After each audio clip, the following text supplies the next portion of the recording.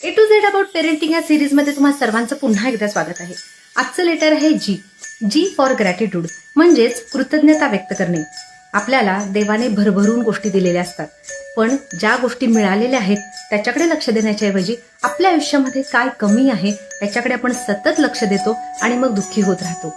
त्याच्याऐवजी ज्या काही गोष्टी आपल्याला ऑलरेडी मिळालेल्या आहेत, उदाहरणार्थ आपलं सदृढ शरीर आहे, राहण्यासाठी घर आहे, 3 वेळेला पोट भरून खाण्यासाठी अन्न आहे, घरात आपल्यावरती प्रेम करणारा परिवार आहे, मित्रपरिवार आहे, असं सगळ्या गोष्टींकडे बघण्याऐवजी ज्या काही गोष्टी कमी आहेत त्याकडे आपण बघत राहतो आणि मग आपल्याला वाईट वाटतं.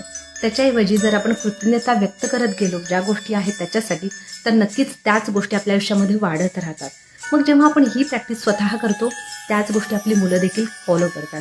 आणि जर मुलांना पण ग्रॅटिट्यूड कसं व्यक्त करायचं शिकवायचं असेल तर नक्की कॅप्शन रीड करा आणि हा व्हिडिओ आवडल्यास लाईक आणि शेअर करायला विसरू नका.